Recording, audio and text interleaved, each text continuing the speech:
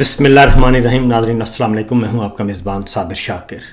10 اکتوبر اور ہفتے کا دن، تازہ ترین خبریں، اطلاعات اور تبصرے، پاکستان کے حالات و واقعات اور سیاسی صورتحال کا لیتے ہیں جائزہ۔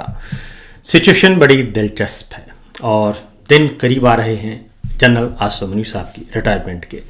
اور اب دن رہ گئے ہیں گنے چنے، یعنی کہ 47-48 دن باقی رہ گئے ہیں، اور ان 47-48 دنوں میں بہت کچھ ہونا باقی ہے، اور دیکھتے ہیں کہ یہ اونٹ کس کروٹ بٹھانے کی کوشش کی جائے گی۔ 2 سال، 5 سال یا پھر ریٹائرمنٹ، یہ اس وقت سب کچھ داؤ پر لگایا ہوا ہے، اور سٹیک ہولڈرز جو ہیں وہ بہت بڑے بڑے ہیں اس سارے معاملے کے۔ تو کون سے سٹیک ہولڈرز کی بات مانی جائے گی اور کون سے اصلی ہیں اور کون سے جعلی، اس پہ بھی یہ ساری کی ساری ایک شطرنج کے مہرے جو ہیں وہ بکھرے ہوئے ہیں، اور ان کو اپنی اپنی جگہ پر فٹ کرنے کی کوشش کی جا رہی ہے۔ تو بہرحال پہلی خبر ہے تحریک لبیک پاکستان کی طرف سے جو لانگ مارچ کا اعلان کیا گیا ہے، وہ لاہور سے نکل چکا ہے اور اسلام آباد کی طرف رواں دواں ہے۔ ساری رات حرکت ہوتی رہی، اور کل سارا دن جو ہے لاہور میں جھڑپیں ہوتی رہیں، مار کٹائی ہوتی رہی، روکنے کی کوشش کی جاتی رہی، لیکن تحریک لبیک کا جس کی قیادت سعد رضوی صاحب خود کر رہے ہیں اور دیگر علماء کرام اور دیگر عہدیداران کر رہے ہیں، وہ خود بنفس نفیس اس کارواں کو لے کے آہستہ آہستہ آگے بڑھ رہے ہیں۔ طلال چودھری صاحب جو کچھ کلیم کر رہے تھے وہ درست نہیں تھا، اور انہوں نے کہا کہ یہ 2000 کے قریب لوگ ہیں، لیکن تقریباً کوئی 10,000 کی نفری تو وہاں پہ ان کو روکنے کے لیے تھی، اور اگر یہ 2000 تھے تو پھر 10,000 کی نفری، جس میں پنجاب پولیس، لاہور پولیس اور رینجرز اور FCC اور پتہ نہیں کون کون تھے، وہ سب روکنے میں ناکام کیوں رہے؟ کیونکہ آنسو گیس کے شل بے شمار پھینکے گئے، فائرنگ بھی کی گئی،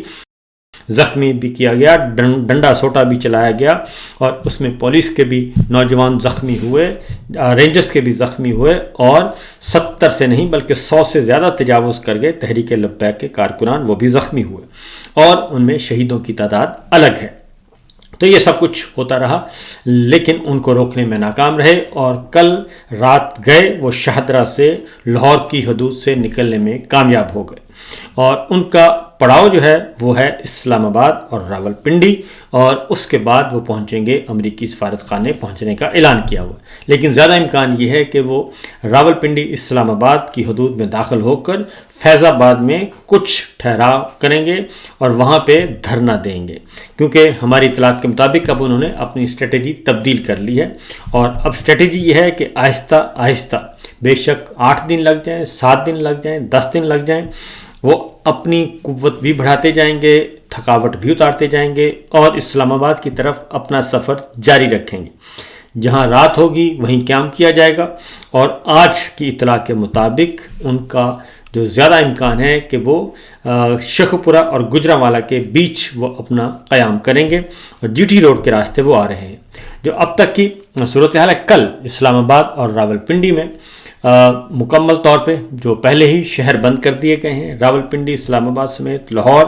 اور بند ہے، انٹرنیٹ سروس بند رہی، تعلیمی ادارے بند، مکمل طور پر امتحانات منسوخ، اور جو طلال چودھری صاحب کل کہہ رہے تھے کہ زندگی معمول کے مطابق ہے، تو اس کے بارے میں بہت سارے سوشل میڈیا پہ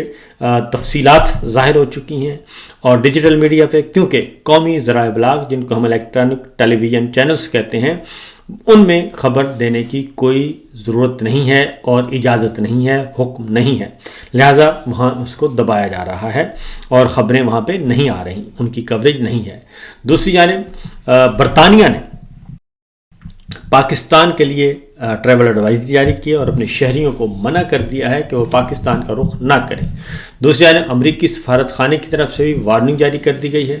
اور یہ وارننگ جاری کی گئی ہے کہ 10 اکتوبر کو پاکستان میں احتجاجی سرگرمیاں ہو سکتی ہیں، اس لیے اپنے آپ کو محدود رکھیں اور سفر نہ کریں، باہر مت نکلیں۔ تو 10 اکتوبر سے کام شروع ہو چکا ہے، اور آج 10 اکتوبر ہے، اس لیے جناب آج ہے 11 اکتوبر، تو 11 اکتوبر دن گزر گیا، تو 11 اکتوبر میں یہ معاملہ داخل ہو چکا ہے، اور سعودی ایمبیسی کی طرف سے باقاعدہ طور پہ ایک ہدایات جاری کی گئی ہیں، ہدایت نامہ جاری کیا گیا ہے، اور وہ میرے سامنے اس وقت موجود ہے جی، اور اس میں انہوں نے ساری ڈیٹیل بتائی ہیں کہ کس طریقے سے آپ کی ٹریفک بلاک ہو سکتی ہے اور یہ سب کچھ ہو سکتا ہے۔ یہ یو ایس ایمبیسی اسلام آباد کی طرف سے اس کا ٹویٹ بھی کیا گیا ہے، update for U S citizens, اس کے لیے۔ تو لہذا پاکستان کے لیے جی، پاکستان میں جو امریکی مقیم ہیں ان کے لیے یہ ہدایات جاری کی گئی ہیں۔ سرکاری ذرائع کے مطابق جی درجن سے زائد پولیس اور رینجرز کے اہلکار بھی زخمی ہوئے، اور تحریک لبیک نے جو الزام لگایا، انہوں نے کہا کہ زیادہ ہم پہ تشدد کیا گیا، ہمیں مارا گیا اور بلا وجہ مارا گیا۔ اور اس کے ساتھ ساتھ انہوں نے کہا جی کہ کل پھر جو فیض آباد میں بڑا پڑاؤ ہے وہاں کا وزٹ کیا محسن نقوی صاحب وزیر داخلہ نے اور طلال چودھری صاحب نے، اور وہ وہاں پہ وہ پولیس کے ساتھ مل کے، رینجرز کے ساتھ مل کے، ایف سی کے ساتھ مل کے نعرے بھی لگاتے رہے، اور وہاں پہ انہوں نے اپنی پریزنس شو کی اور طاقت کا اظہار کیا۔ اور اس کے ساتھ ساتھ جو کیمراز ہیں وہ بوقت ضرورت بند کیے جا رہے، سی سی ٹی وی کیمراز جو ہیں وہ بند کیے جا رہے ہیں، اور جب ضرورت ہوتی ہے اس کو کھول دیا جاتا ہے، جب ضرورت نہیں ہوتی یا کوئی ایکٹیویٹی کرنی ہو تو وہ پھر بند کر دیے جاتے ہیں، اور یہ کام 26 نومبر کو بھی کیا گیا تھا۔ ٹریفک پلان اور رکاوٹیں موجود ہیں جی، اور 500 سے زیادہ کنٹینرز جو ہیں وہ صرف عطا ترک ایونیو جو ہے، مارگلا روڈ اور خیابان سہروردی کو بند کرنے کے لیے 500 کنٹینر صرف وہاں لگائے گئے ہیں، جبکہ اس وقت سینکڑوں نہیں ہزاروں کنٹینرز راولپنڈی اور اسلام آباد کے ارد گرد موجود ہیں۔ اس میں نادرا چوک ہے، ایکسپریس چوک ہے، آغا خان روڈ ہے، مارگلا روڈ ہے، 333 کے قریب لقمان حکیم روڈ ہے، کشمیر ہائی وے ہے، ہر جگہ، اور اس کے ساتھ ہی روات ہے، ٹی چوک ہے، چنگی نمبر 26 جہاں پہ 26 نومبر کو بھی مڈ بھیڑ ہوئی تھی، وہاں پہ بھی گولی چلی تھی، تو فیض آباد کو بھی بند کر دیا گیا۔ اس طریقے سے آلموسٹ ساتھ ہی ساتھ جو الیکٹرک بس سروس ہے وہ بھی بند رہی، میٹرو بس سروس جو ہے وہ بند رہی، اور یہ ساری کی ساری سروس اور تمام کا تمام زندگی جو ہے مفلوج کر دی گئی ہے، اور یہ کام کسی اور نے نہیں کیا بلکہ حکومت نے خود ہی کیا ہے، اور قانون، سیکورٹی اور امن و امان کے نام پر جی۔ اور اس کے ساتھ ساتھ تقریباً پنجاب سے بہت زیادہ پولیس پنجاب بھر کے شہروں سے منگوائی گئی ہے، رینجرز اور جوان ہیں ہزاروں کی تعداد میں وہ تعینات کیے گئے ہیں، اور دفعہ 144 پورے صوبے میں ہے، اور ہر طرح کی نقل و حرکت پر پابندیاں ہیں، ریلیاں، جلسے، جلوس، دھرنے، سب۔ اور اس کے ساتھ ساتھ پنجاب یونیورسٹیز جو ہیں، پنجاب یونیورسٹی اور دیگر تعلیمی ادارے وہ بھی بند رہے، اور 12 اکتوبر تک ہونے والے امتحانات بھی منسوخ کر دیے گئے ہیں، اور اگلا سچویشن کے مطابق کیا جائے گا۔ یہ تو ہے طالبان کی، یہ تو ہے جی تحریک لبیک کی صورتحال، جو کہ آہستہ آہستہ معاملہ آگے بڑھ رہا ہے۔ اب آگے بڑھتے ہیں ایک دوسری خبر کی طرف، اور وہ خبر ہے خیبر پختونخوا میں جوڑ توڑ۔ اور اس وقت سچویشن یہ ہے کہ خیبر پختونخوا میں گنڈا پور جو ہیں وہ جا چکے ہیں، وزیر اعلیٰ ہاؤس انہوں نے خالی کر دیا ہے، ڈیرہ اسماعیل خان پہنچ گئے ہیں، اور انہوں نے وہاں پہنچ کر بتا دیا ہے کہ وہ عمران خان کے ساتھ ہیں، عمران خان کے سپاہی ہیں، اور کسی قسم کی کوئی شک کسی کو نہیں ہونا چاہیے۔ سی ایم ہاؤس انہوں نے چھوڑ دیا، حالانکہ ان کو نہیں چھوڑنا چاہیے تھا، کیونکہ وہ ابھی تک وزیر اعلیٰ ہیں، اور وہ اس وقت تک وزیر اعلیٰ رہیں گے جب تک کہ نئے وزیر اعلیٰ کا انتخاب نہیں ہو جاتا۔ دوسری جانب سہیل آفریدی صاحب کا راستہ روکنے کے لیے جو حکومت ہے، حکمراں جماعتیں ہیں، وہ گند گھولنے کی کوشش کر رہی ہیں، اور کل بھی ملاقاتیں ہوئیں کچھ متعدد۔ از خود D G I S P R کا جو بیان ہے اور پشاور کا جو دورہ ہے، از خود وہ ایک سائن تھا کہ جناب ہم پوری طور پر جو ہیں وہ اس عمل میں شریک ہیں، وزیر اعلیٰ کو نئے وزیر اعلیٰ کے انتخاب کو ہم مانیٹر کر رہے ہیں اور اس عمل میں شریک ہیں، اور وزیر اعلیٰ کے انتخاب میں بھرپور مداخلت کریں گے۔ یہ کل کی D G I S P R کی پریس کانفرنس کا نچوڑ ہے، اور انہوں نے سہیل آفریدی صاحب کے پوچھے گئے سوال پر پازیٹیو رسپانس نہیں دیا، اور بلکہ سخت گفتگو کی۔ تو اس سے آپ اندازہ کر سکتے ہیں کہ D G I S P R مکمل طور پر نئے وزیر اعلیٰ کے انتخابی عمل میں مکمل طور پر انوالو ہے۔ اس لیے دوسری جانب گورنر خیبر پختونخوا کی ملاقات ہوتی ہے، وہ اسلام آباد آتے ہیں، مولانا فضل الرحمان صاحب سے ملتے ہیں،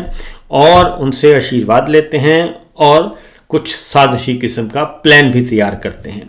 کیونکہ ان کے پاس نمبرز پورے نہیں ہیں اور ابھی تک نمبرز پورے نہیں ہو سکے۔ اس کی وجہ یہ ہے کہ کم از کم ان کو 22 ارکان کی ضرورت ہے۔ خیبر پختونخوا اسمبلی میں 22 ارکان کی ضرورت ہے، 22 لوٹوں کی ضرورت ہے۔ 22 ارکان اگر یہ خریدتے ہیں، لوٹے بناتے ہیں، اغوا کرتے ہیں، تب جا کے ان کا کھیل بن سکتا ہے، جبکہ اس وقت خیبر پختونخوا میں صورتحال یہ ہے کہ کوئی ایک ممبر بھی انہیں چھوڑنے کے لیے تیار نہیں ہے پاکستان تحریک انصاف کو اور حکومت کو جوائن کرنے کے لیے۔ اس کی وجہ یہ ہے جو خیبر پختونخوا میں اس وقت ایک اندھا دھند کاروائیاں ہو رہی ہیں، دہشت گردوں کے خلاف جو ٹارگیٹڈ آپریشن کیے جا رہے ہیں، اس میں کولیٹرل ڈیمیج بہت زیادہ ہو رہا ہے،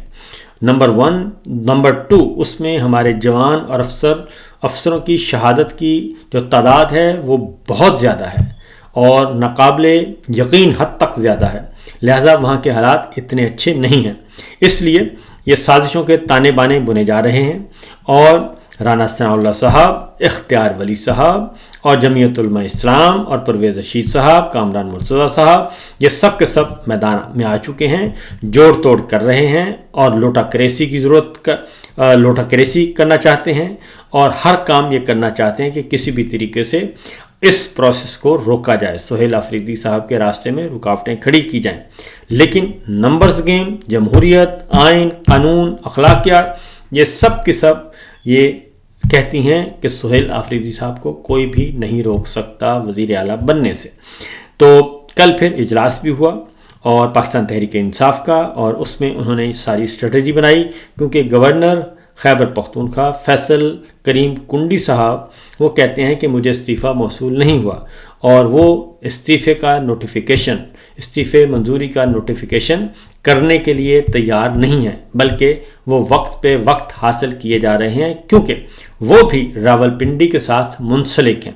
اور ایک طرف پاکستان پیپلز پارٹی اور دوسری جانب راولپنڈی، تو جو فیصل کریم کنڈی صاحب ہیں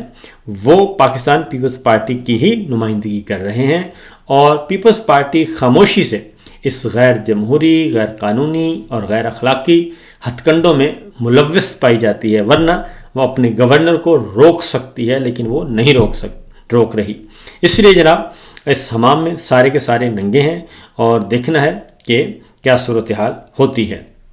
تو فی الوقت اتنا ہی، باقی خبریں انشاءاللہ اگلے ولاگ میں۔ اجازت دیجیے، اللہ حافظ۔